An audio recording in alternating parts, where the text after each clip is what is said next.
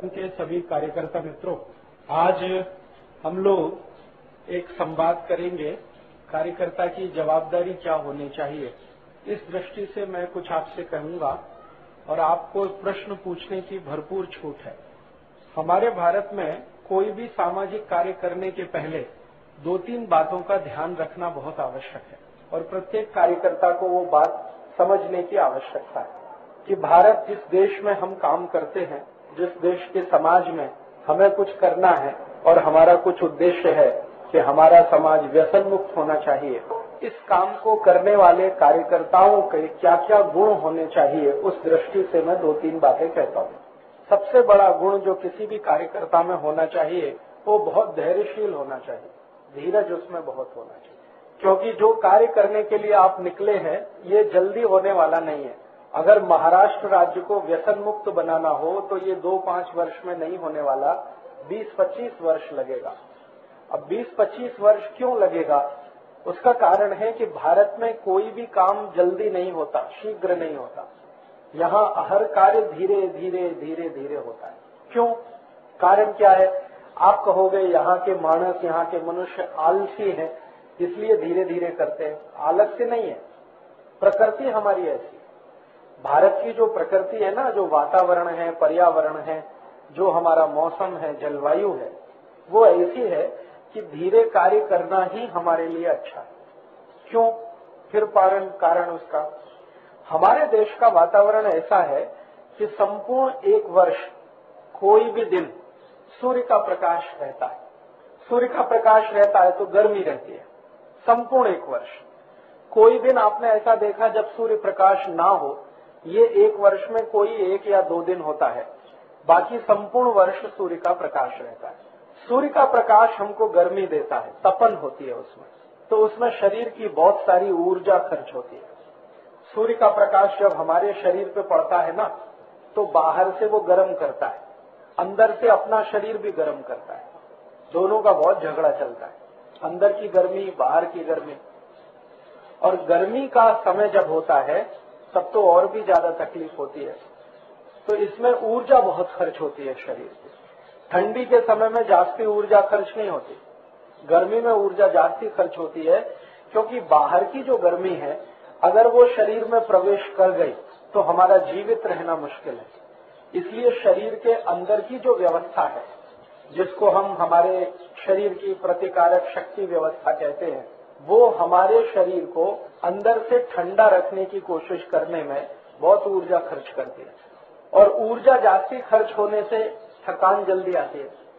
तो अगर हम कोई भी कार्य ज्यादा तेज करेंगे तो जल्दी थकेंगे, थक जाएंगे तो जीवन कम होता है, आयुष्य कम होता है। आपको मैं 2-3 उदाहरण से ये बात समझाता हूँ। आपको माहिती है भारत देश में पीटी उषा नाम की महिला है। क्या करती है? वो दौड़ती है। और कितना दौड़ती है? 100 मीटर, 200 मीटर, 400 मीटर। 400 मीटर माने 1 किलोमीटर से कम, उतना दौड़ती है, लेकिन बहुत तेज दौड़ती है।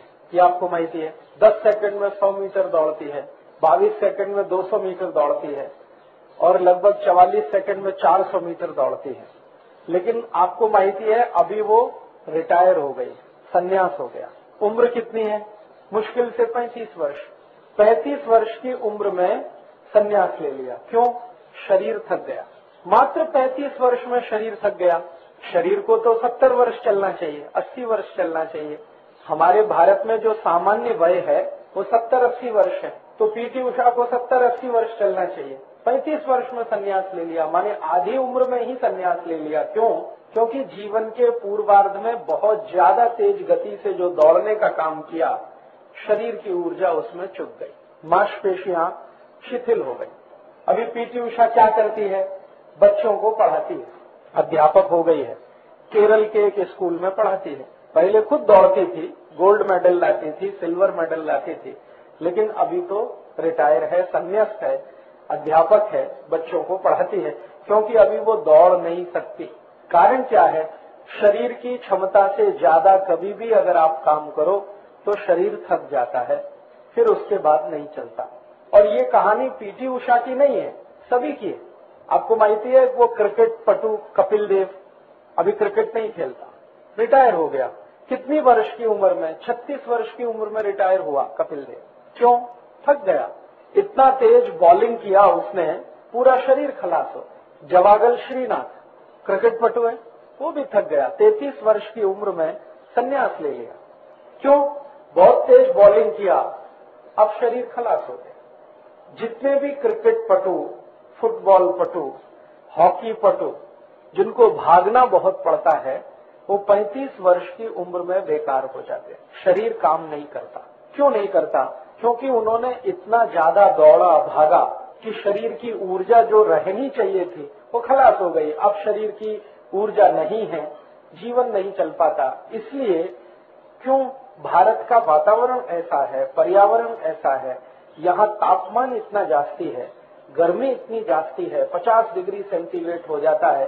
तो ऐसे पर्यावरण वातावरण में रहने वाले लोगों को सब काम धीरे धीरे धीरे धीरे करना चाहिए। हमारे भारत में अगर हम धीरे धीरे काम करेंगे तो जास्ती आयुष्य तक काम कर सकते हैं। तेजी से काम करेंगे तो हम भी थक जाएंगे। तो भारत के पर्यावरण और वातावरण को ध्यान में रखकर हमें काम करने की आवश्यकता है। अब जरा हमारे पर्यावरण वातावरण की 2-3 माहिती। एक तो सतत सूर्य है, सूर्य जलाता है, सबको तपाता है, और सूर्य की तपन से बचने के लिए शरीर का बहुत कुछ खर्च हो जाता है।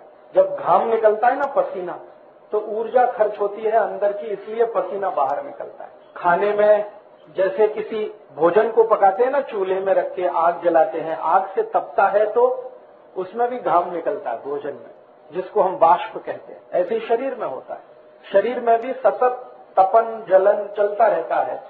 अगर हम ज्यादा तेज काम करेंगे तो ज्यादा अंदर से शरीर में ऊर्जा खर्च होगी, और ज्यादा ऊर्जा खर्च होगी तो थोड़े दिन में थक जाएंगे, आपको तो संन्यास होना पड़ेगा, रिटायरमेंट लेना पड़ेगा। तो जास्ती दिवस अगर काम करना है तो हड़ू हड़ू धीरे धीरे, तेजी से काम कुछ भी नहीं करना, नहीं तो थक जाएंगे।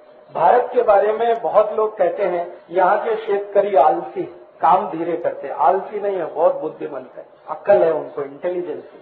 क्योंकि भारत का वातावरण ऐसा नहीं है कि यहाँ तेजी से कुछ भी किया जाए। तेजी से करेंगे तो उनको भी 35 वर्ष में संन्यास होना पड़ेगा, रिटायर होना पड़ेगा, फिर खेती कौन करेगा। यूरोप के देश में, अमेरिका के देश में वातावरण बिल्कुल अलग है। वहाँ ठंडी बहुत जाती है, एक वर्ष में 9 महीने सतत ठंड होती है, सूर्य प्रकाश नहीं होता, तापमान 0 डिग्री और उससे नीचे होता है, 0 से भी नीचे।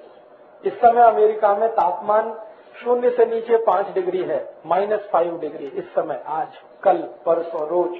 तो जहाँ तापमान बहुत कम होता है वहाँ सूर्य का प्रकाश नहीं होता, तो उनको तपन नहीं होती, तो उनकी ऊर्जा इतनी खर्च नहीं होती, वो तेजी से काम करें तो चलता है। इसलिए यूरोप के देशों में जो भी कुछ खोज हुई है ना, वो सभी तेज तेज तेज गति वाली है। जैसे फुटबॉल का खेल वो खेलते हैं क्योंकि उसमें तेजी है, हॉकी तेजी है, क्रिकेट तेजी है, लॉन टेनिस बहुत तेज खेल है, टेबल टेनिस बहुत तेजी है, बैडमिंटन बहुत तेजी है। तो वहाँ तेजी वाले खेल है, और सवेरे से शाम तक खेलो तो भी ज्यादा तकलीफ की स्थिति नहीं है, क्योंकि सूर्य का प्रकाश इतना जास्ती नहीं है। भारत के खेल धीमे धीमे खेलने वाले, स्लो, क्योंकि सूर्य का प्रकाश जास्ती। देखो दुनिया में सबसे बड़ा आविष्कार क्या है, सबसे बड़ी खोज क्या है, वो है पहिया, व्हील। सबसे पहले भारत में इसकी शोध हुई, व्हील की। लेकिन हमने व्हील से, पहिए से बड़द गाड़ा बनाया, बैलगाड़ी, और यूरोप के देशों ने मोटर गाड़ी बनाई।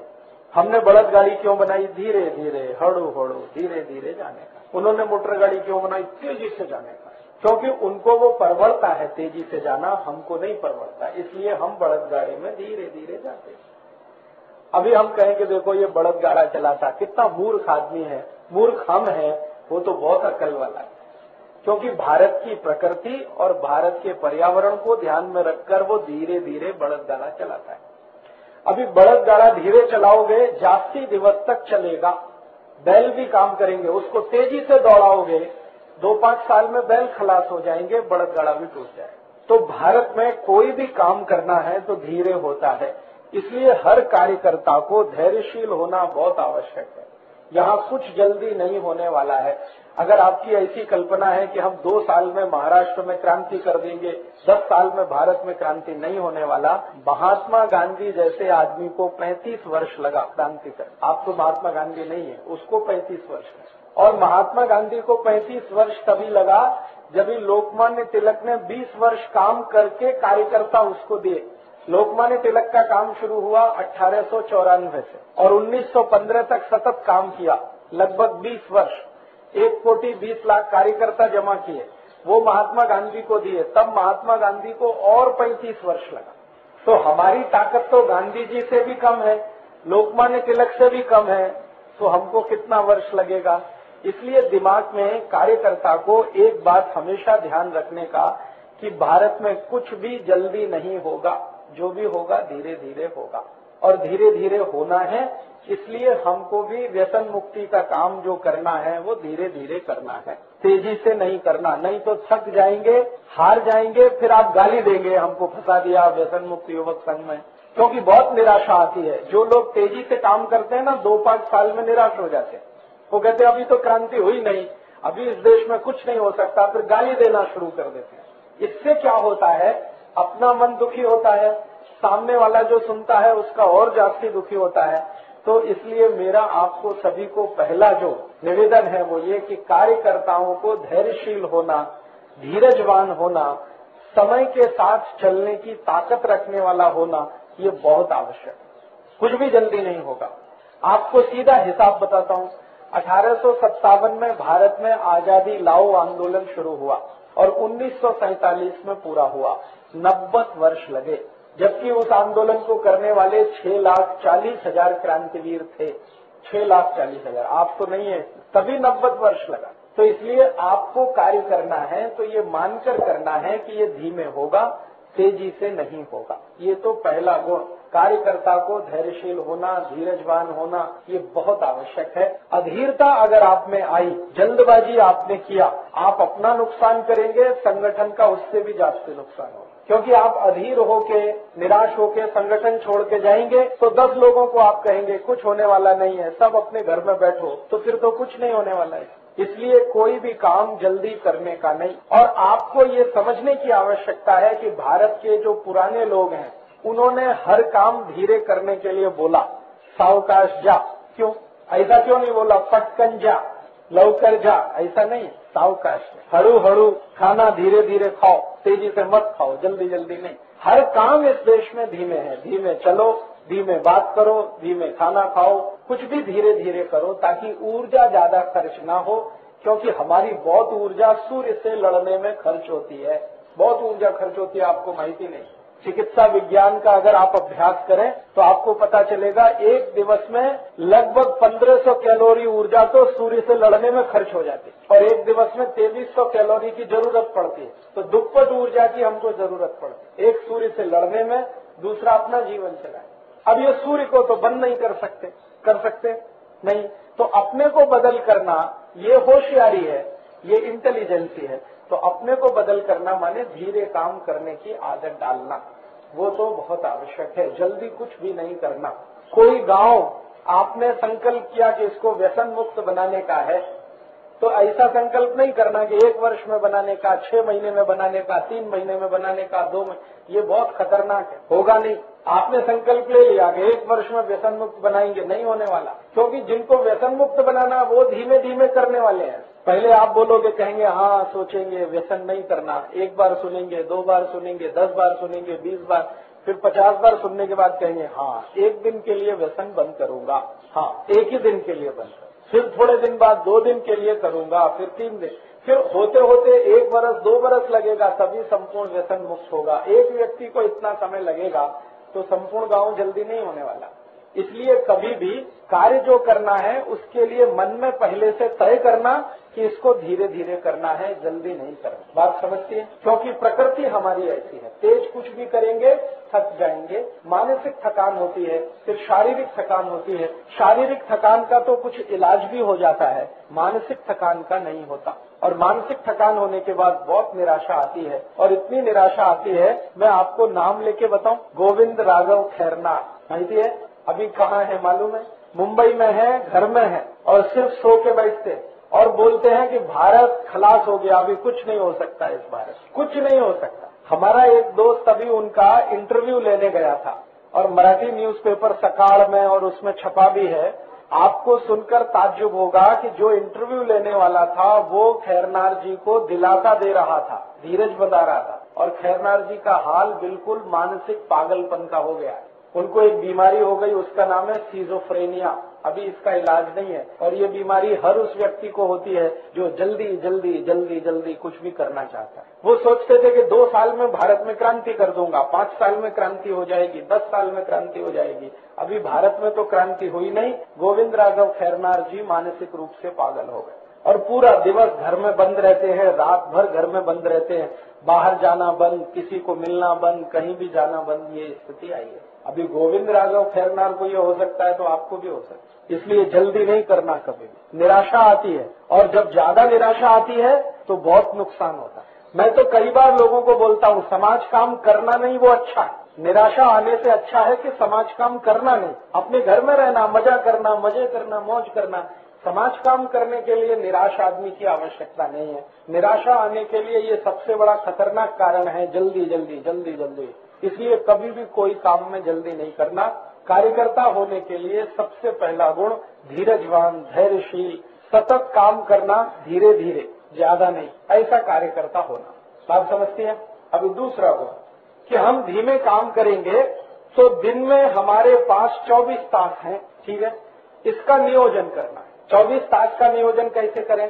24 तास का नियोजन में कम से कम 8 तास झोंक, हाँ कम से कम 8 तास। अगर आप कुछ मेहनत का काम करते हैं, कुछ भी जिसमें शरीर की ऊर्जा खर्च होती है, खेती तो सबसे मेहनत का काम, तो अगर आप खेत में काम करते हैं, मजूरी करते हैं, कुछ भी करते हैं, 8 तास झोंक बहुत आवश्यक है। क्योंकि दिवस में जितनी ऊर्जा खर्च हुई है ये वापस 8 तास में ही मिलती है। मेरे जैसे लोग आदमी को 6 तास झोंक आवश्यक, क्योंकि मैं कुछ शरीर से काम नहीं करता, थोड़ा दिमाग से करता हूँ बस। आप सभी लोग शरीर से जास्ती काम करते, तो जो शारीरिक श्रम जास्ती करते हैं उनको 8 तास की नींद तो जरूरी है। ये तो नियम बना दो। 8 तास गया झोंक में, अभी कितना बचा? 16 तास। अभी 16 तास का फिर नियोजन करना। उसमें 2 तास तो जाएगा दैनिक नित्य कर्म में। आपको स्नान करने का है, कपड़े धोने का है, दांत साफ करने का है, व्यायाम करने का है, प्राणायाम करने का है, योग करने का है। ये सब व्यक्तिगत कार्य के लिए 2 तास निश्चित रोज। अभी कितना? 14 तास। अभी 14 तास में आपको लगभग 6 से 7 या 8 तास आपका कोई काम करना है। आप कहीं नौकरी करते हैं, कोई फैक्ट्री में काम करते हैं, कोई सर्विस करते हैं, तो 8 तास कम से कम जाने वाला है आपका। या खेत में भी काम करते हैं तो 8 तास जाने वाला है, तो वो उसमें गया। अभी कितना बचा? 6 तास। अभी 6 तास में से 2-3 तास रोज घर के बहुत सारे काम रहते हैं। अभी घर के छोटे छोटे काम हैं, जैसे गेहूं का आटा नहीं है उसको पिसा के लाना, सब्जी नहीं है भाजी खरीद के लाना, तेल खत्म हो गया उसको लेके आना, मसाला नहीं है घर में वो लेके आना, घर का कुछ दीवार टूटा है तो उसको ठीक करना। ये 2-3 तास तो जाने वाला है उसमें, वो तो नियमित रूप से जाने वाला है। या आप पिता हैं, माने बाप बन गए हैं, तो कोई छोटा बेटा है या बेटी है, उसके साथ 2-3 तास आपका जाने ही वाला है और वो बहुत आवश्यक है। क्यों आवश्यक है ये बाद में बताऊंगा। तो आपको समाज कार्य करने के लिए जास्ती से जास्ती 2 तास मिलेगा रोज, उतना ही करना, इससे जास्ती नहीं। दिवस में 2 तास समाज के लिए। मैं तो बोलता हूँ 1 ही तास कर। 1 तास देश के लिए, 23 तास अपने लिए। देश के लिए, समाज के लिए रोज का 1 तास न्यूनतम, जास्ती से जास्ती 2 तास। माने दिवस में जितना भी समय है उसमें व्यसन मुक्ति का कार्य 2 तास से जास्ती कभी करना नहीं, कितना भी जरूरी कार्य। अभी रोज का 2 तास तो जोड़ना शुरू करो। महीने का 60 तास, साल का लगभग 700 तास, 720, तो 720 तास के दिवस बना लो। 24 तास का एक दिवस होता है, तो लगभग साल में 30 दिन आपको व्यसन मुक्ति का कार्य करना है या समाज कार्य करना। 30 दिन, साल में 30 दिन, साल में 365 दिवस में 30 दिन आपको ये कार्य करना है, इससे जास्ती करना नहीं। अब वो 30 दिन में शिविर कितना होता है ये देखो। हर साल में एक शिविर तो होता है 7 दिवस का, 7 दिवस, तो 30 दिन में 7 दिन ये गया। अभी कितना? 23 दिन। 23 दिन आपको काम करना है आपके गांव में। फिर कभी कभी एक वर्ष में 2 दिन ये भी चला गया, कल और आज का शिविर, तो 21 दिवस काम। तो इसमें क्या होगा, आपके जीवन में तनाव नहीं आएगा। और अगर आप इसको ऐसा सोच के चलेंगे कि रोज 5-6 घंटे काम करना है या पूरा दिवस काम करना है, तो बहुत तनाव आने वाला है। आजकल मैंने देखा है, एक फैशन हुआ इस देश में, समाज काम करने वाले लोगों ने संस्था बना के सरकार से फंड्स लेके काम करना शुरू किया। उनको एनजीओ कहते हैं, नॉन गवर्नमेंट ऑर्गेनाइजेशन, और वो कहते हैं हम फुल टाइमर है, फुल टाइमर। बहुत खतरनाक शब्द है ये, फुल टाइमर।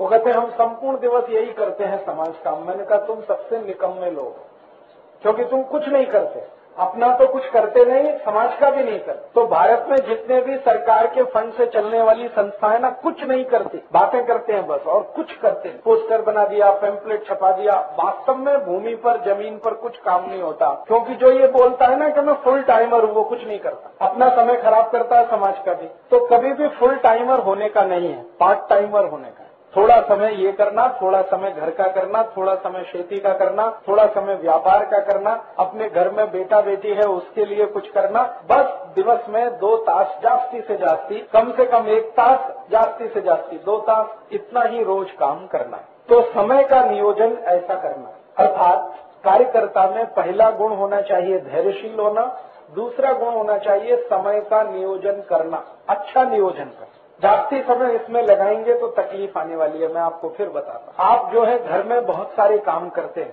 ठीक है, पूजा करते हैं, ध्यान करते हैं, ईश्वर की वंदना करते हैं, लेकिन वो भी कितना, आधा तास, 1 तास, 1.5 तास, 2 तास, ऐसा थोड़ी 6 तास बैठ के।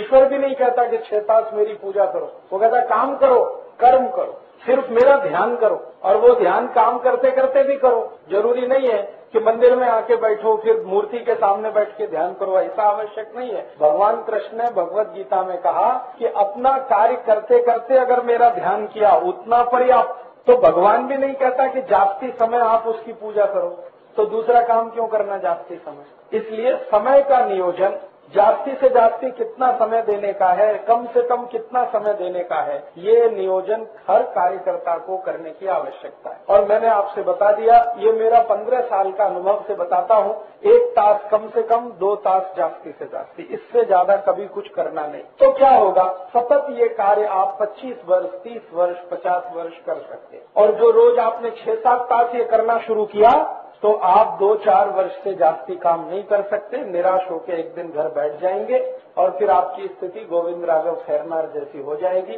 तो तात्या को परेशान करेंगे, सचिन शिंदे को परेशान करेंगे।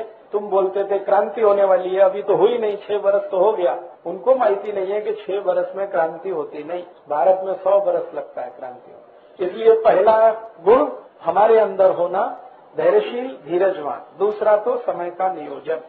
तीसरा जो गुण होना किसी भी कार्यकर्ता में, कैसा होना कार्यकर्ता, तीसरा गुण कार्यकर्ता का सबसे आवश्यक ये है कि जो विषय में वो कार्य करता है उसका संपूर्ण अभ्यास उसको होना। अगर आप व्यसन मुक्ति का काम करते हैं तो इस विषय का संपूर्ण अभ्यास आपको होना बहुत आवश्यक है। अगर अभ्यास नहीं है तो सामने वाला आपकी बात से प्रभावित नहीं होगा और कभी भी व्यसन नहीं छोड़ेगा। अभ्यास होना बहुत आवश्यक है। तो आपने व्यसन मुक्ति का काम शुरू किया तो व्यसन मुक्ति का अभ्यास करना, और इसके अभ्यास के लिए थोड़ा स्वाध्याय करना। स्वाध्याय बहुत आवश्यक है हर कार्यकर्ता को। बिना स्वाध्याय वाला कार्यकर्ता किसी काम का नहीं है, आधा अधूरा है। हर कार्यकर्ता को स्वाध्याय होना ही चाहिए। एक स्वाध्याय तो हम करते हैं अपने आत्मा के कल्याण के लिए, ज्ञानेश्वरी का पारायण करते हैं, भगवत गीता पढ़ते हैं, वेदों का अभ्यास करते हैं, उपनिषद पढ़ते हैं, वो स्वतः स्वांत सुखाय, आत्मा का कल्याण। और दूसरा अभ्यास विषय का, व्यसन मुक्ति एक विषय है तो इसका सखोड़ अभ्यास। और मान लो हम अगर सेंद्रीय खेती करें तो उसका सखोड़ अभ्यास, स्वदेशी की बात करें तो सखोड़ अभ्यास, कुछ भी विषय में काम कर रहे हैं तो उसका अभ्यास होना बहुत आवश्यक। तो आप जो व्यसन मुक्ति का काम करते हैं इसमें आपको अभ्यास करना बहुत आवश्यक। अब इसके अभ्यास के लिए आपको थोड़ा प्रयास करना चाहिए कि व्यसन से संबंधित जो भी साहित्य कहीं मिले वो पढ़ना। कहीं कोई वाचनालय है, पुस्तकालय है, वहां पर उपलब्ध है तो उसे भी पढ़ना। और इस समय भारत देश में जो व्रत पत्र निकलते हैं और माहिती पत्रिकाएं निकलती हैं, मासिक पत्रिकाएं हैं, द्विमासिक पत्रिकाएं हैं, त्रैमासिक पत्रिकाएं हैं, कोई तो पत्रिकाएं पाक्षिक भी हैं, 15 दिन में एक बार निकलती हैं, साप्ताहिक है, एक सप्ताह में एक बार। तो इन पत्रिकाओं से भी बहुत अभ्यास होता है और व्रत पत्र से भी बहुत अभ्यास होता है। तो व्रत पत्र से, पत्रिकाओं से, पुस्तकों से, ये सभी अभ्यास करने के लिए जहां भी मौका मिले तो होना, माने कार्यकर्ता को अभ्यासु होना बहुत आवश्यक। आप जब भी किसी से बात करते हैं तो मैं आपको एक सरल माहिती देता हूँ। अगर किसी को 1 तास बात करने की है ना तो 20 तास का अभ्यास लगता है, तभी 1 तास बात करें, कम से कम। आधा तास बात करना है तो 10 तास का अभ्यास लगता है, तभी जाकर आप उतनी बात कर सकते। बिना अभ्यास के आप बात नहीं कर सकते, और बात नहीं कर सकते तो कोई आपसे प्रभावित नहीं होगा। प्रभावित नहीं होगा तो आपका काम नहीं होने वाला, रुक जाएगा। इसलिए अभ्यासु होना बहुत आवश्यक है। इसके लिए आप समय का नियोजन करो। दिवस में 1 तास अभ्यास जरूर करो, 2 तास करो तो और भी अच्छा है, लेकिन सतत अभ्यास, नियमित अभ्यास बहुत आवश्यक है।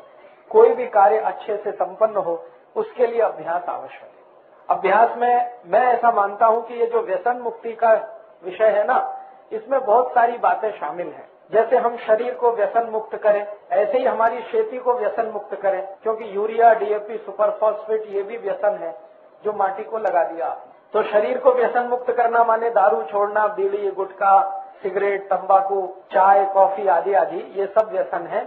ऐसे ही यूरिया, डीएपी, सुपर फॉस्फेट भी व्यसन है। तो भूमि का व्यसन दूर करें तो सेंद्रिय खेती, शरीर का व्यसन दूर करें तो ये दोनों तरह के व्यसन दूर करें तो बहुत अच्छा। और व्यसन की जो परिभाषा है ना, बहुत व्यापक है। सभी कुरीतियों को व्यसन माना जाता है, सभी गलत काम व्यसन में आते हैं, सब गलत काम।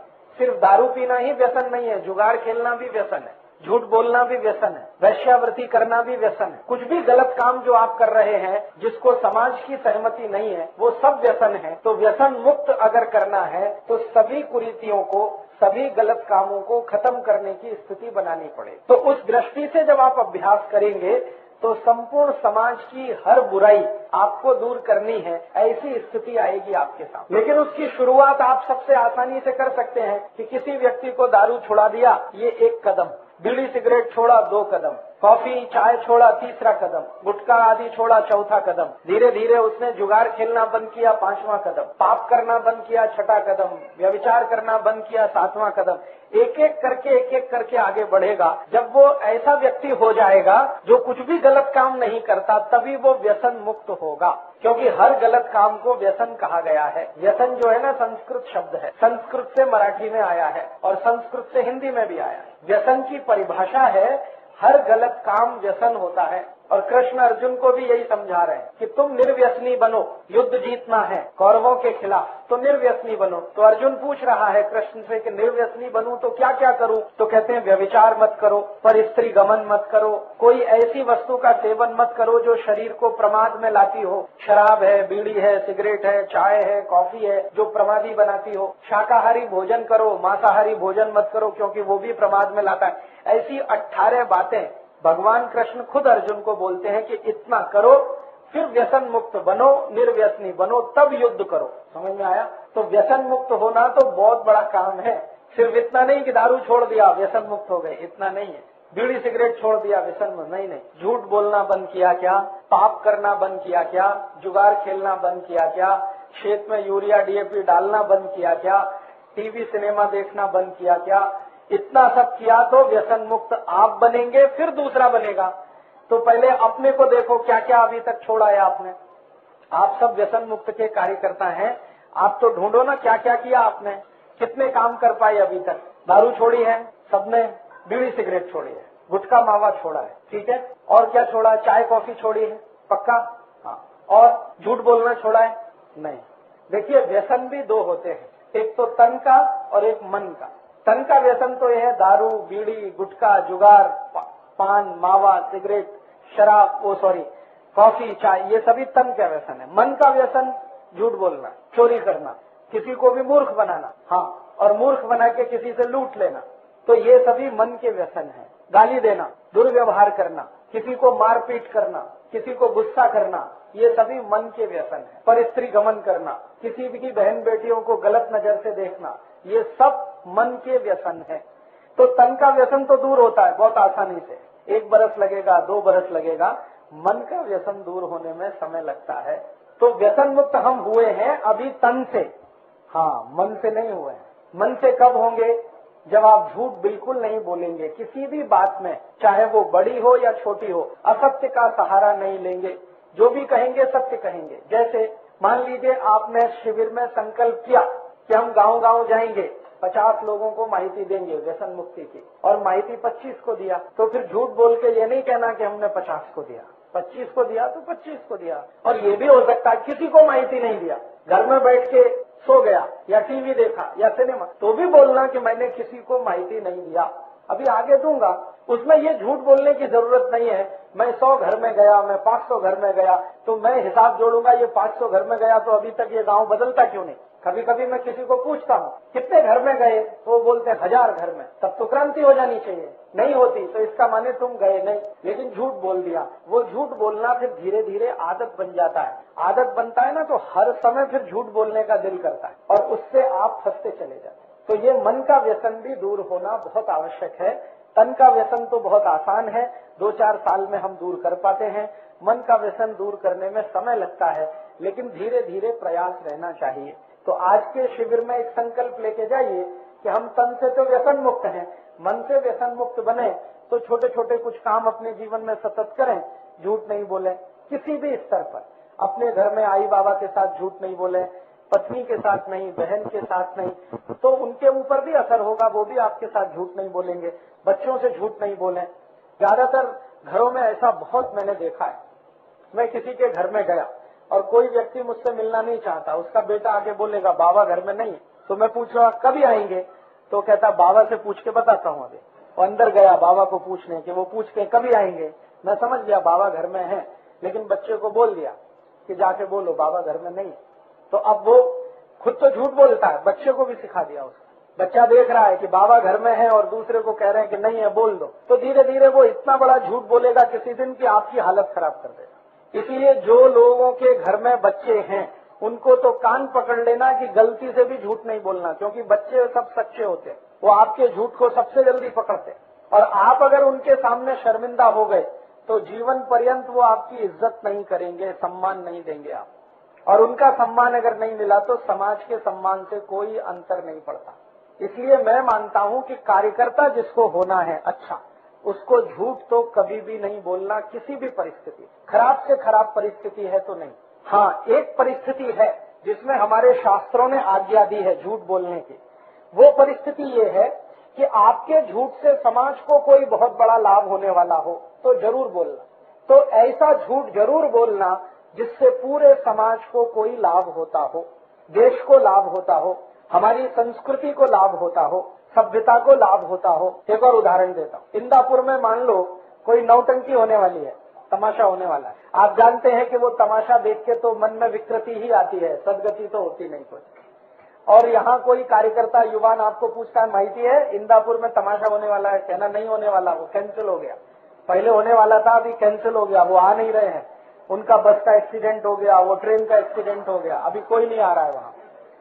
ऐसा झूठ बोलने का शास्त्र में अनुमति है। जिस झूठ को बोलने से समाज का भला होता हो, देश का भला होता हो, उसको बोलने की अनुमति है। इतनी ही है, इससे जास्ती नहीं। ठीक है, तो कार्यकर्ता को कैसा होना, 3 माहिती। पहली धैर्यशील होना, धीरजवान होना, दूसरी समय का नियोजन, और तीसरा सत्य बोलने वाला होना। और एक चौथी बात मैंने बीच में कही, अभ्यासु होना, सतत अभ्यास करना। 5वां एक गुण चाहिए कार्यकर्ता में, वो बहुत आवश्यक है, ईमानदारी। एकदम ईमानदार होना। ईमानदारी इस स्तर की कि आपको 1000 रुपए दिए कि जाओ ये काम करने का है, 1000 रुपए, व्यसन मुक्त युवक संघ के 1000 रुपए लेके जाओ।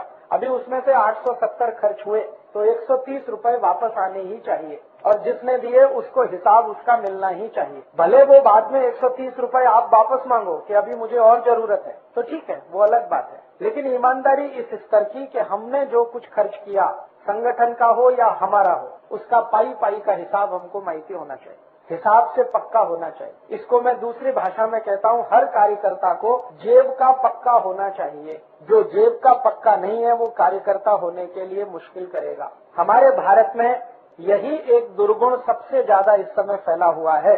कोई भी पुढ़ारी ऊपर स्तर पर जेब का पक्का नहीं है। इसलिए भ्रष्टाचार भ्रष्टाचार भ्रष्टाचार। हर वर्ष हिंदुस्तान में 77,000 कोटि रुपए का भ्रष्टाचार होता है, पुढारियों के द्वारा, अधिकारियों के द्वारा, और 30-32 हजार कोटि का, माने 1 लाख कोटि रुपए तो भ्रष्टाचार में ही जाता है, क्योंकि जेब का पक्का कोई भी नहीं है। पहले कोई पक्ष वाले कहते थे हम ईमानदार हैं, लेकिन अभी उनकी भी धोती खुल गई है सबकी, कोई ईमानदार नहीं। अभी थोड़े दिवस पहले देखा, खासदार लोग संसद में प्रश्न पूछने का रिश्वत खाते हैं। अभी इससे ज्यादा नीचाई और क्या होगी। हम उन खासदारों को चुनकर भेजते हैं संसद में प्रश्न पूछने के लिए, और उनके पगार पर कोटि कोटि रुपए खर्च करते हैं इसी काम के लिए। तो ये अगर जेब के पक्के होते तो ऐसा नहीं होता ना। अभी मैंने तो इस बार ये देखा कि जो खासदार पैसा खाते हैं, रिश्वत खाते हैं, वो साधारण नहीं है, उच्च सुशिक्षित है। उनमें से एक खासदार तो जो पकड़ा गया वो इंजीनियर है, अमेरिका से पढ़ के आया, डबल ग्रेजुएट है, बीई किया, बीटेक किया, अमेरिका से पढ़ के आया, सुशिक्षित है, और वही सबसे ज्यादा पैसा खाता है। तो ये जो हमारे मन में बैठा हुआ है कि सुशिक्षित है तो नहीं खाएगा भ्रष्टाचार, ऐसा कुछ नहीं है। सुशिक्षित भी भ्रष्टाचारी है, अशिक्षित तो जो है सो है। इसलिए इसका ध्यान हमेशा रखना है। कल को मान लो हम में से कोई खासदार बना और जेब का पक्का नहीं है, तो पूरे व्यसन मुक्त युवक संघ का नाम डुबो देगा। तो हम में से कोई ऐसा ना बने, इसके लिए सतत प्रयास करने की आवश्यकता है, और ये प्रयास आप पूरी ताकत और ईमानदारी से करें, वो बहुत आवश्यक है। जेब का पक्का होना कार्यकर्ता को बहुत ही आवश्यक है।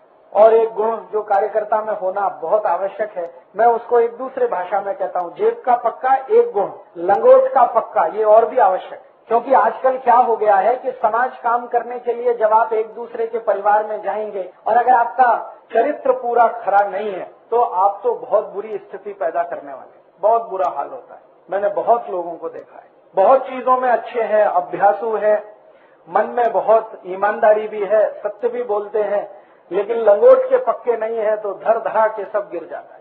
तो ये तो बहुत ही आवश्यक, चरित्र से खरा होना, लंगोट का पक्का होना, जेब का पक्का होना, फिर लंगोट का पक्का होना। मेरा मानना है कि ये 2 गुण तो हर एक में कंपलसरी होने ही चाहिए।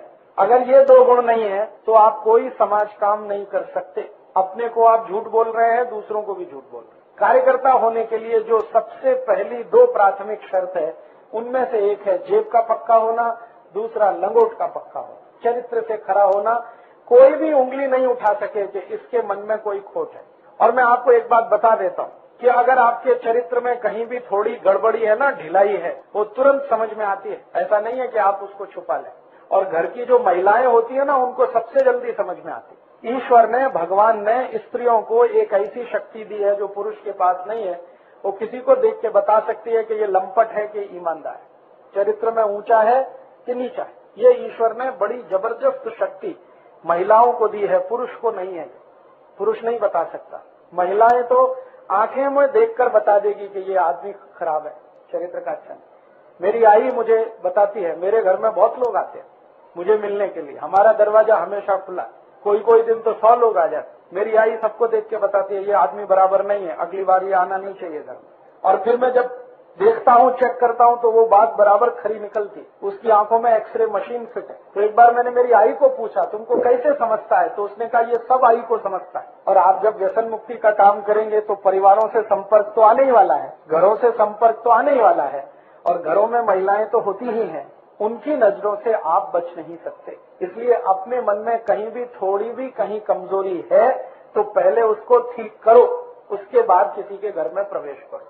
नहीं तो कल को कोई शिकायत आई तो काम तो एक बाजू में रह जाएगा, जिंदगी आपकी उसी शिकायत को दूर करने में निकल जाएगी। इसलिए हमें 2 स्तर पर बहुत पक्का होने की जरूरत है कार्यकर्ताओं को।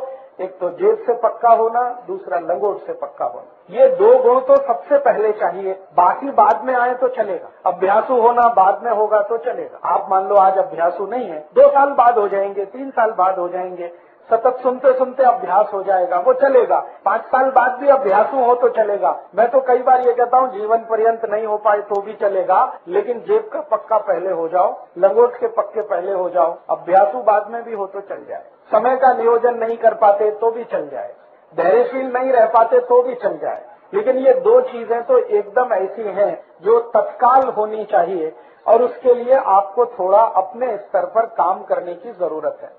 लंगोट का पक्का होने के लिए मैंने एक बार और भी कहा था पिछली बार शिविर में, वो फिर दोहराता हूँ कि आपके मन में व्यसन ना आए, किसी को भी देखकर आपके मन में व्यसन ना आए, ऐसी कुछ स्थिति बनाने के लिए थोड़ा प्रयास करने की जरूरत है और वो हो जाता है। कोई भी कर सकता है इसको। एक तो मैंने पहले बताया था, याद है किसी को? क्या बताया था? एक बार पिछले शिविर में प्राणायाम बताया, याद है ना? तो सतत 5-7 मिनट प्राणायाम किया करो और 3-4 प्राणायाम बहुत आवश्यक हैं। अपने शरीर की वासना को नियंत्रण में रखने के लिए 3-4 प्राणायाम बहुत आवश्यक। उनमें से एक प्राणायाम है जिसका नाम है कपालभाति, दूसरा है अनुलोम विलोम, तीसरा है भस्त्रिका, चौथा है भ्रामरी। ये 4 प्राणायाम अगर रोज किए तो बहुत अच्छा है। कपालभाति माने तेजी से सांस बाहर निकालना, और जब निकालेंगे तो जाएगी भी, वो तो स्वाभाविक। अनुलोम विलोम माने एक तरफ की नाक बंद करके पूरी सांस निकालना, फिर भरना, दूसरे से निकालना, फिर भरना थी, ये तो अनुलोम। भ्रामरी तो ये बंद करके जैसे भौरा घूम ऐसे करता है वो। तो कपालभाति, अनुलोम विलोम, भ्रामरी और भस्त्रिका, सिर्फ सांस को फेंकना, वो अपने से अंदर जाए, वो बस। ये 4 प्राणायाम तो जरूर करना, भले 5 मिनट कर। इससे मन, बुद्धि, शरीर तीनों पवित्र रहते। मन में वासना नहीं आएगी तो लंगोट से पक्के रहेंगे, ठीक है। और 1-2 काम कर सकते हैं। हळद का जास्ती उपयोग करना, किसी भी वासना को ठीक करने में हळद सबसे अच्छी औषधि है। दूध पीना तो हळद डाल के पीना, भाजी में हळद लेना, और अभी ताजा हळद आती है ना तो भोजन के साथ खाना। हळद का ताजा रस 1 चम्मच रोज सुबह लेना। जिनको भी अपनी वासना पर संयम नहीं है, मन में कुविचार आते हैं, गलत विचार आते हैं, उनके लिए है। जिनको है उनको आवश्यकता नहीं। तो ये स्थिति आपकी बनेगी तो आप कुछ बड़ा समाज काम कर सकेंगे। और मैं ऐसा बोलता हूं कि भले आप कुछ समाज काम नहीं कर सकें, लेकिन समाज के लिए आदर्श जरूर बन जाएंगे कि देखो वो एक कार्यकर्ता है। ऐसा कार्यकर्ता होना, भले क्रांति हो या ना हो, लेकिन आप आदर्श बन जाएंगे अपने समाज, और आपके ऐसे आदर्श दूसरे भी बन जाएंगे। तो हमें कार्यकर्ता होने के लिए कुछ प्राथमिक जो शर्तें हैं वो इस तरह की हैं, जो करें तो बहुत अच्छा है। एक और शर्त है, बहुत अच्छा कार्यकर्ता अगर होना है तो सतत कोशिश ये करना कि आप जो विषय लेके काम करते हैं, इस विषय से इतर कोई भी मदद की जरूरत समाज को लगती है तो उसके लिए खड़े रहना हमेशा। अभी व्यसन मुक्ति का काम करते हैं वो तो ठीक है, लेकिन कभी पूर आया और आप बोलोगे ये तो मेरा काम नहीं है, पूर आया वो तो कोई और का काम है, तो नहीं चलने वाला। पूर आया तो व्यसन मुक्ति का सब काम छोड़कर पूर की मदद के लिए लोगों के साथ खड़े होना। या कहीं आग लग गई गांव में तो सभी काम छोड़कर उसके लिए प्रयास करना। या तो कुछ महामारी फैल गई, कल्पना करो, तो उस महामारी के लिए लोगों की मदद करना, औषध उपलब्ध कराना, उनको डॉक्टर के पास लेके जाना, डॉक्टर को वहां लेके आना, जो भी मदद लगती है वो करना। या गांव में मान लो कोई पीक है और उस पर जबरदस्त जंतु आया, कीट आ गया, अभी क्या करें? तो गांव वालों की मदद करना कि भाई इसको ऐसे करो, ऐसे करो, ऐसे करो। वो समय अपने विषय की बात ही नहीं करना। जब भी समाज को आपकी मदद की जरूरत है तो सभी कार्य छोड़कर मदद के लिए उपस्थित रहना। जैसे अभी एक कत्ल खाना खुलता है सोलापुर में, तो व्यसन मुक्ति का काम तो नहीं है, लेकिन वो कत्ल खाना बंद होना ही चाहिए। इसके लिए अगर हम ताकत लगाएंगे तो कल को कत्ल खाना बंद कराने वाले जो लोग, जिनका वही विषय है, वो आपके साथ आएंगे। तो जब भी समाज को आपकी मदद की आवश्यकता पड़े तो आप उस मदद के लिए तैयार रहना, ये बहुत आवश्यक है। आज ये नहीं हो पा रहा है। अलग अलग संगठन है, सबने अपने अपने विषय लेके काम करना शुरू किया, दूसरे को कुछ भी मदद लगती है वो साथ में नहीं आते, तो ना वो आगे बढ़ते हैं ना दूसरा आगे बढ़ते। पूरे भारत में हजारों की संख्या में संगठन काम करते हैं, एक ही विषय को लेके करते हैं, लेकिन समाज की मदद के लिए कभी आगे नहीं आते। तो समाज भी उनकी मदद के लिए आगे नहीं आता, वो अपने घर में रहते हैं, समाज अपने रास्ते चलता है। तो कभी भी समाज को आपकी मदद की जरूरत अपेक्षा है, उस समय सब काम छोड़कर वो मदद के लिए जाना बहुत आवश्यक है। किसी भी कार्यकर्ता को ये गुण होना बहुत आवश्यक है। और एक गुण और होना आवश्यक है किसी भी कार्यकर्ता को, वो गुण ये है कि कभी भी किसी को मजाक नहीं करना। जैसे आप किसी को व्यसन मुक्त बनाना चाहते हैं, वो व्यक्ति बहुत दारू पीता है, ठीक है पीता है, अभी उसका कोई कमजोरी है जिसके कारण वो पीता है, तो उसको दारू से बाहर निकालना ये हमारा कर्तव्य है, लेकिन कभी उसके लिए टीका नहीं करना, टिंगल नहीं करना, उसका मजाक नहीं करना। क्योंकि जैसे ही आपने टीका किया, टिंगल किया, तो आपका सारा काम व्यर्थ। उसको ये मान के कोशिश करना कि इसको कोई बहुत बड़ी कमजोरी है शरीर में। देखिए व्यसन जब आता है ना शरीर में, तो शरीर की कमजोरी से आता है, दुर्गुण वो नहीं है। बहुत लोग कहते हैं कि ये व्यसन करता है इसलिए इसमें गुण कम है। गुण की कमी नहीं होती है, वो व्यक्ति को शरीर में कुछ कमजोरी आती है। कमजोरी क्या आती है? सभी व्यक्ति के शरीर में कुछ रसायन होते हैं, कुछ धातुएं होती हैं, उनमें से कोई 1-2 रसायन कम हो गए, कोई 1-2 धातुएं कम हो गई, तो व्यक्ति दारू पीना शुरू कर देगा, बीड़ी पीना, सिगरेट पीना, मावा खाना शुरू कर देगा। वो सामान्य रूप से मैंने जो शोध किया है वो ये कि सभी दारू पीने वाले लोगों के शरीर में एक केमिकल, एक रसायन की बहुत कमी आ जाती है। वो रसायन का नाम है सल्फर। हिंदी और मराठी में कहते हैं गंधक, अंग्रेजी में कहते हैं सल्फर। हमारे शरीर में 16 तरह की धातुएं और रसायन हैं। कैल्शियम है, पोटेशियम है, मैग्नीशियम है, सोडियम है, सल्फर है, आयरन है, सिलिकॉन है, कोबाल्ट है। ऐसी 16 धातुएं और रसायन होते हैं। इनमें से कोई एक धातु या एक रसायन कम हुआ और दूसरा जास्ती हुआ तो व्यसन की स्थिति बनती है। लोग जब व्यसन शुरू करते हैं ना, तो हर बार ऐसा नहीं होता कि मजे में करते हैं, मौज में करते हैं, ऐसा हमेशा नहीं होता। अगर 19 वर्ष की उम्र के पहले कोई व्यक्ति व्यसन शुरू करता है तो मान सकते हैं कि वो मजे के लिए कर रहा है। उसके बाद की उम्र का कोई व्यक्ति अगर व्यसन शुरू करता है तो जानने की कोशिश करो, कोई एक रसायन शरीर में बहुत कम होगा और जब तक उस रसायन की पूर्ति नहीं होगी तब तक वो व्यसन मुक्त भी नहीं हो। उसमें होगा क्या, शुरू में आपने उसको समझाया, 1-2 दिवस समझ गया, फिर कोई दिन चुपके से जाके पी के आएगा, आपको बताएगा भी नहीं। और फिर आपको पता चला, आप बोलोगे यार तुमने फिर पी लिया, तो उसने कहा क्या करूं, मन नहीं मानता, शरीर नहीं मानता। वो मन मानता इसलिए नहीं है कि वो दारू के मदद से उसको वो रसायन की तात्कालिक पूर्ति होती है, शरीर उसकी मांग करता है। शरीर कहता है इसको पियो, इससे तुम्हारी ये कमी पूरी होती, लेकिन वो होती तात्कालिक है, परमानेंट नहीं है। तो ऐसे व्यक्ति को कोई औषध अगर दे दी जाए जो उसके रसायन की पूर्ति कर दे तो जीवन पर्यंत वो व्यसन मुक्त हो सकता है। अब वो क्या रसायन है वो जानना थोड़ा चिकित्सा विज्ञान का काम है। मैं इस पर थोड़ा शोध करता हूँ। चाय कॉफी जो लोग पी रहे हैं उनके शरीर में आर्सेनिक नाम के रसायन की बहुत कमी आती है, इसलिए वो बार बार चाय कॉफी। शराब पीने वालों को सल्फर, गंधक की बहुत कमी आती है शरीर में, इसलिए बार बार शराब पीते हैं। बीड़ी पीने वाले, सिगरेट पीने वाले और हुक्का पीने वाले, इनको शरीर में फास्फोरस की बहुत कमी आती है, इसलिए वो बहुत बार उसको पीते हैं। ऐसे 16 रसायन हैं, जिसकी भी कमी आएगी उसकी पूर्ति करने के लिए शरीर उसको प्रेरित करेगा, फिर जाकर वो पिएगा। तो ऐसी परिस्थिति है। तो आप अगर इसको समझ सकते हैं तो ये ध्यान रखिए कि कोई व्यक्ति अगर व्यसन कर रहा है तो उसके शरीर की कोई बड़ी भारी कमजोरी है या उसके शरीर में कोई बहुत बड़ी कमी है जिसके चलते वो ऐसा कर रहा है। कमी दूर हो जाए तो वो नहीं करेगा। तो इसलिए मैंने आपसे कहा कि कभी भी आप किसी भी व्यक्ति की जो इस तरह के व्यसन में फंसा हुआ है, टीका नहीं करना, मजाक नहीं करना, हंसी खिल्ली नहीं करना उसकी, क्योंकि वो उसकी कोई बड़ी कमजोरी है। वो जानबूझ के कई बार ऐसा नहीं करता है, कोई बड़ी कमजोरी के तहत करता है। तो भारत में 23 लाख संत हैं, 23 लाख इस देश में संत हैं। 23 लाख से भी जाती है, 23,80,000 और कुछ 100 में भी होंगे। ये सरकार के आंकड़े हैं। इतने साधु संत हैं, महात्मा हैं और 107 कोटि का भारत है। अगर ये कर लेते तो भारत में इतना भ्रष्टाचार, इतना अनाचार, इतनी व्यसन क्यों होती। तो साधु संत दूसरे को नहीं सुधारते, वो अपनी सेवा कराते। उनको अहंकार इस बात का है कि वो समाज को सुधारना कर रहे हैं, वो कोई समाज को सुधारना नहीं करते। ये बात मैंने बहुत बड़े बड़े संतों को कही है उनके मुंह पर कि आप तो अपनी सेवा करा रहे हैं, आपको अहंकार है कि आप समाज के लिए कर रहे हैं। समाज आपके लिए कर रहा है, आप समाज के लिए कुछ नहीं करते। तो आप में से किसी को साधु होने का नहीं है, ध्यान रखना है। संत भी होने का नहीं है, संत और साधु कहलाने की भी जरूरत नहीं है। हम सामाजिक कार्यकर्ता हैं और हमारा स्थान बहुत ऊंचा है, क्योंकि हम समाज में रहते हुए कोशिश कर रहे हैं समाज को मदद करने की, अपना भी कल्याण कर रहे हैं दूसरे का। और ये जो साधु संत होते हैं वो हिमालय में चले जाते हैं, वो अपनी तपस्या करके अपना कल्याण करते हैं, देश का नहीं। तो इसलिए मैंने आपको कहा कि अगर आपने घर बनाया है, परिवार बनाया है, पत्नी है, बच्चे हैं, तो कभी भी ध्यान में ये नहीं लाना कि छोड़ के जाने का।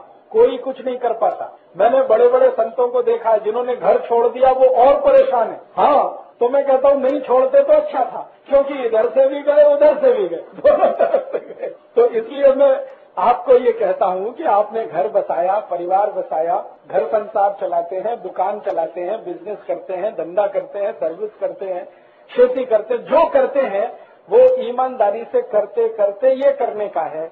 उसको छोड़ छाड़ कर कुछ जास्ती करेंगे ये कभी नहीं करेंगे। ये आपका जो अध्यक्ष है ना, ये बहुत बार मुझे कहते हैं राजीव भाई नौकरी छोड़ने का है। मैं कहता हूँ बिल्कुल नहीं छोड़ने का।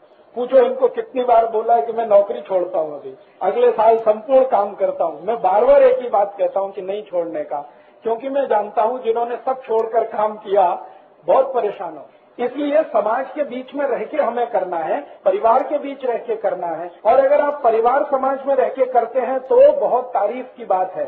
सब छोड़ के तो आपके पास कुछ है ही नहीं करने को, तो यही करेंगे और क्या करेंगे। जब भी सब करते हुए करेंगे तो तारीफ की बात। और या तो एक दूसरी स्थिति कि घर परिवार बसाने का ही नहीं, शुरू से तय कर लिया कि हमको यही करने का है, तो उसमें दुविधा नहीं रहती। दुविधा तब आती है जब आपने घर परिवार बसा लिया, फिर आप सोचते हैं कि इसको छोड़कर हम निकले तो बड़ा काम होगा, जास्ती क्रांति होगी, जल्दी होगी। ऐसा कुछ होता नहीं। क्रांति जब होगी तब होगी। हाँ, वो तो मैंने आपसे कहा जल्दी होने वाली नहीं है, जब होगी तब होगी, लेकिन घर आपके हाथ से जाएगा। आप असंतुष्ट रहेंगे, दूसरे लोग भी आपको देखकर असंतुष्ट बनेंगे, क्योंकि वो कोई आदर्श स्थिति नहीं होती है। आदर्श स्थिति जो है ना, वो यही है कि हम समाज के बीच में रहकर ये सब करें। और मैं बड़े उदाहरण आपको देता हूँ, अब आपको जल्दी समझ में। रामचंद्र जी के बारे में सब जानते हैं, भगवान राम के बारे में। अगर भगवान राम संन्यास लेते तो क्या नहीं ले सकते थे? ले सकते थे। जब 14 वर्ष का वनवास मिल गया तो कह देते कि अब तो सन्यासी होना ही अच्छा, लेकिन सन्यास नहीं लिया। वनवास में भी सन्यास नहीं लिया, पत्नी को साथ लेके गए। वो चाहते तो सीता को कहते जाओ, अभी तुम्हारा मेरा क्या लेना देना, तुम तुम्हारे घर चली जाओ, पिताजी के पास जाओ, दूसरी शादी कर लो, कुछ कर लो, मैं तो अब गया 14 साल के लिए वनवास।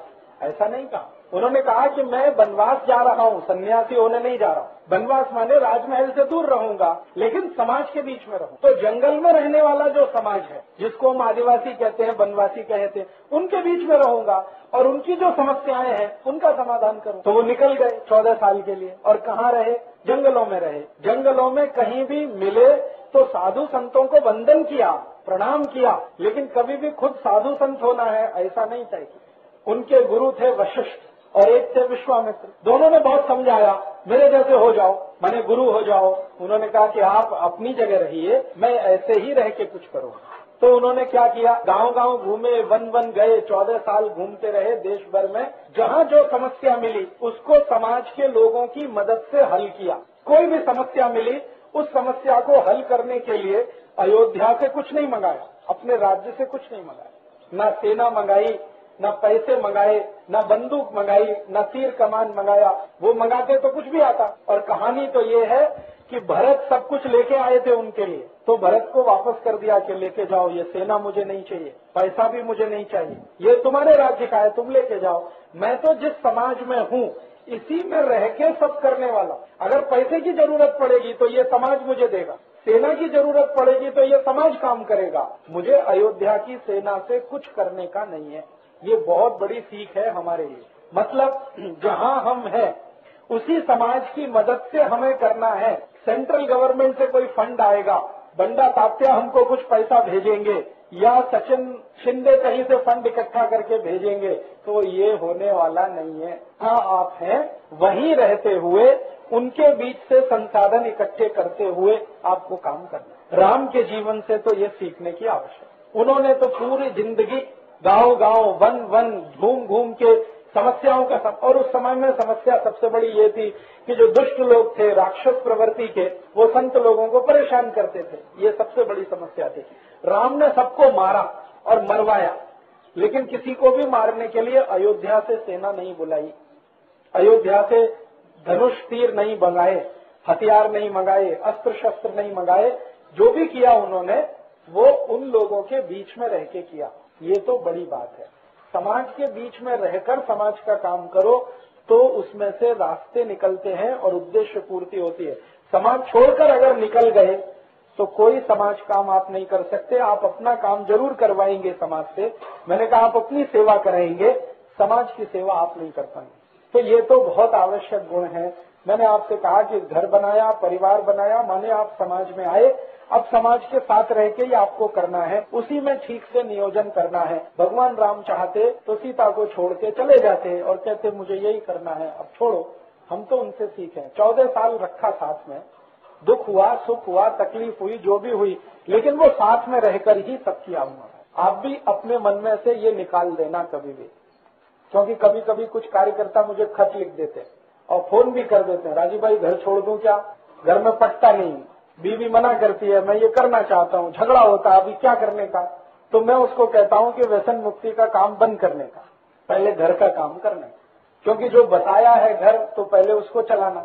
जब भी ठीक से घर का काम होने लगेगा तो व्यसन मुक्ति का भी होने लगेगा। घर छोड़ के, परिवार छोड़ के, आई बाबा को छोड़ के, पत्नी बच्चों को छोड़कर कुछ करना हो, ये तो बिल्कुल सोचने का नहीं। फिर अभी कुछ कार्यकर्ताओं ने मुझे बार बार पूछना शुरू किया, गुरुकुल कभी बनता है? अभी ठीक है, बनता है, हम बच्चों को छोड़ के लग जाएंगे। मैंने कहा बहुत खतरनाक काम है, बहुत खतरनाक है।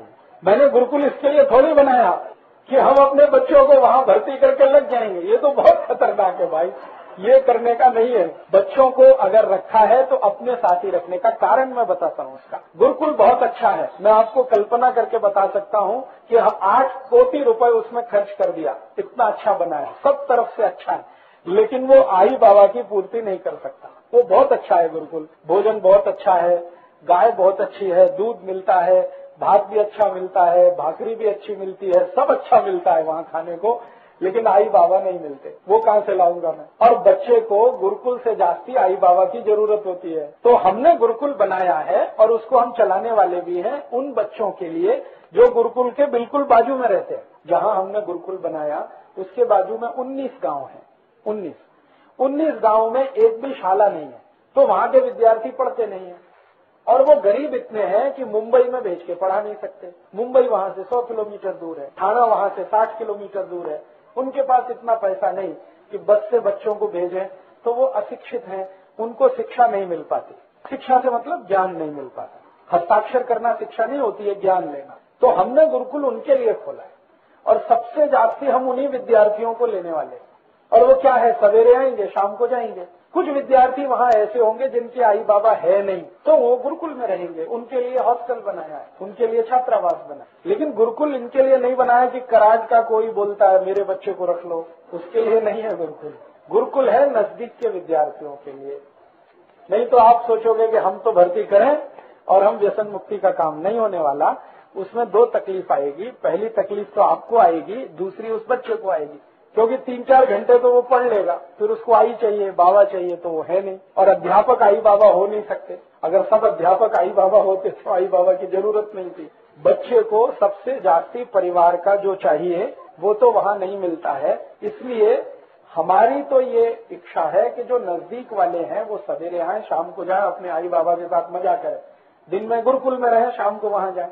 और जिनके आई बाबा नहीं है वो हॉस्टल में रहें, क्योंकि उनके पास कोई व्यवस्था नहीं। लेकिन जिनके पास ये व्यवस्था है तो आप इतना दूर अपने बच्चों को वहाँ भेजें, वो अच्छा नहीं होगा। क्योंकि थोड़े दिन बाद क्या तकलीफ आएगी वो बताता हूँ। आपके बच्चे आपसे दूर हो जाएंगे, थोड़े दिन के बाद वो आपके घर ही नहीं आएंगे। वो कहेंगे गुरुकुल अच्छा, क्योंकि वहाँ थोड़ी सुविधा ज्यादा है। सुविधा कैसी ज्यादा है? वहाँ पंखा अच्छा है, फर्श बहुत अच्छा है, उसमें संगमरमर लगा हुआ है, फिर ऐसा है। और आपके घर में ये शायद नहीं हो, तो वो फिर परिवर्तन वो देखेंगे। देखो अपने घर में ऐसा नहीं, वहाँ ऐसा है, अपने घर में ऐसा नहीं, वहाँ ऐसा है, अपने घर में ऐसा नहीं, वहाँ ऐसा है। ये जो उन्होंने करना चालू किया तो वो आपसे दूर हो जाएंगे। दूर हो जाएंगे तो फिर अंत में लगेगा हमारे आई बाबा खराब है, वो इतना भी नहीं कर सकते। फिर अंत में आपका घर टूट जाए।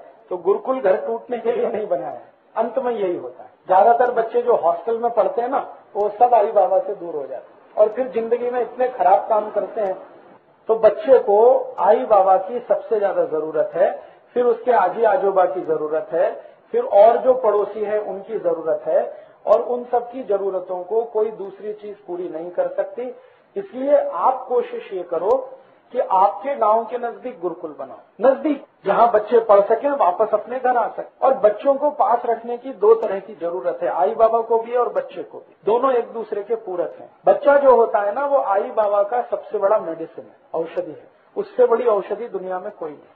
ये तो मैं जानता हूँ, क्योंकि मैं इलाज करता हूँ ना, चिकित्सा। मेरे पास जब ऐसे लोग आते हैं जिनको 10 वर्ष शादी को हो गया, 15 वर्ष शादी को हो गया, बच्चा नहीं है, उनकी तड़प मैं समझता हूँ। वो कितने परेशान हो, कहाँ कहाँ जाते हैं, हजारों मील दूर किसी मंदिर में, मस्जिद में मन्नत मांग रहे हैं, एक बच्चा चाहिए, बच्चा चाहिए, क्योंकि वो उनके लिए मेडिसिन का काम करता है। मेडिसिन क्या होती है? देखो, सारी बीमारियां जो है ना, मन से शुरू होती है, शरीर में बाद में आता है। माइंड से सब कुछ शुरू होता है, शरीर में बाद में आता है।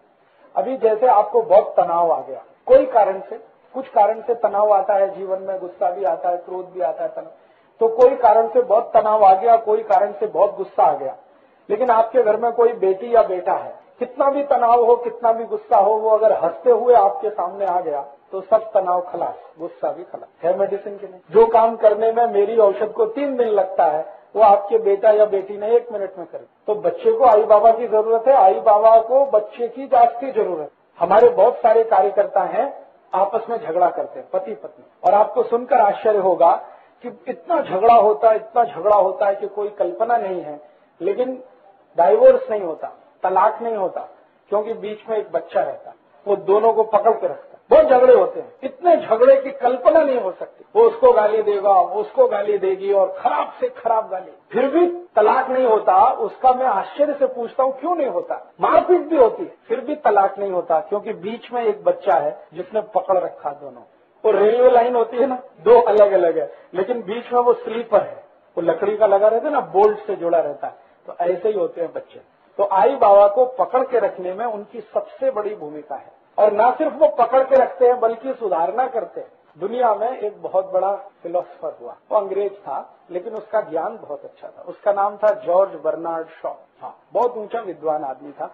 मैं उसकी इज्जत करता हूँ क्योंकि उसकी विद्वता ऊंची थी, इसलिए नहीं कि वो अंग्रेज था।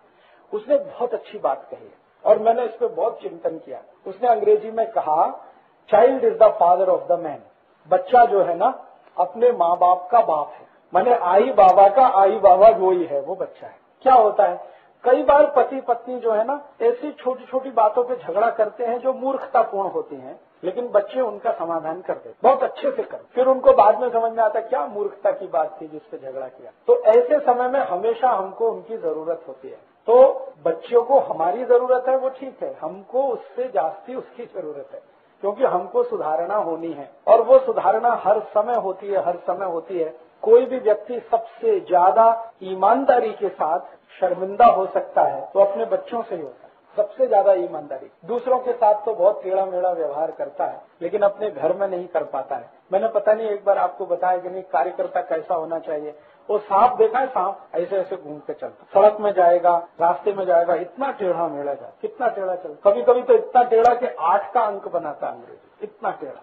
लेकिन अपने घर में घुसता है तो एकदम सीधा जाता है कि नहीं, देखा है कि बिल्कुल ऐसा ही चाहिए कार्यकर्ता। घर के बाहर कितना भी टेढ़ा मेढ़ा चले, लेकिन घर में घुसे तो एकदम सीधा चाहिए, तभी वो सच्चा कार्यकर्ता है। सीधा चाहिए माने उसके घर में जो आई बाबा हैं, बेटे बेटी हैं, पति पत्नी है, उसके साथ एकदम उसको सीधा होना चाहिए। ये सांप से सीखने की जरूरत है। ये जो प्रकृति है ना, इसमें जो भी पशु पक्षी है ना, इन सबसे सीखने को मिलता है। तो सांप जो सबसे खतरनाक हम मानते हैं, उससे भी ये सीखने को मिलता है कि घर में जाओ तो बिल्कुल सीधे, वहाँ कुछ टेढ़ा मेढ़ा नहीं करना, क्योंकि घर में कम से कम 2 लोग ऐसे हैं जिनके सामने तुम्हारा टेढ़ा मेढ़ा चलेगा नहीं। एक तुम्हारी आई और तुम्हारी पत्नी, दोनों के सामने टेढ़ा मेढ़ा नहीं चलता। हाँ, और उसके पीछे बहुत गहरा विज्ञान है कि यही 2 ऐसे व्यक्ति हैं, एक आई और पत्नी, जिसने आपको बहुत बार बिल्कुल नंगे देखा है और आप उसके साथ कुछ छुपा नहीं सकते। इसलिए ये कहा गया है कि घर में जाओ तो बिल्कुल सीधे जाओ, बाहर कुछ थोड़ा टेढ़ा मेढ़ा हो गया तो चलेगा, घर में नहीं। तो घर को संभालते हुए, संभालते हुए, आगे बढ़ाते हुए, बेटे बेटियों को पालन करते हुए, सब काम करते हुए ये करने का है। मन में ऐसा कोई आप बात लाएं कि भाई ये इससे छूटक मिल जाए, घर छूट जाए या बेटे बेटी छूट जाए, तो फिर वो तकलीफ आएगी। और मैं आपको पूरी विनम्रता से लेकिन बताता हूँ दृढ़ता से कि आप कुछ नहीं कर पाएंगे। मैंने ऐसे बहुत लोग देखे हैं, बहुत लोग, 1-2 की बात नहीं करता, हजारों की बात करता, बहुत बहुत तेजस्वी, बहुत तपस्वी, बहुत धैर्यशील, क्षमाशील, बहुत अभ्यासु, लेकिन यहाँ एक फ्रंट पे कमजोर, जीवन पर्यंत कुछ नहीं कर पाए और अंत में उनको शून्य ही हाथ में लगा। तो ये शून्य आपके हाथ में आए भविष्य में, ऐसा होना नहीं। तो इसके लिए सब काम करते हुए नियोजन के साथ समयबद्ध होकर आपको ये करने का है। तो ये कार्यकर्ता होने की कुछ विशेषताएं हैं जो मैंने आपसे बताई।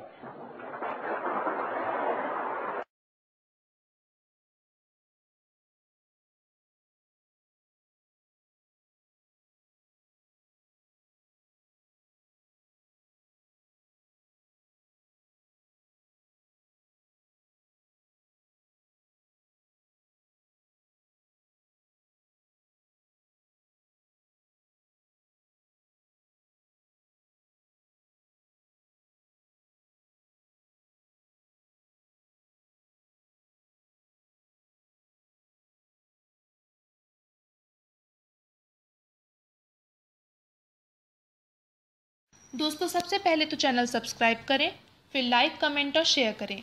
और हाँ, हमारा एंड्रॉयड ऐप डाउनलोड करना ना भूलें।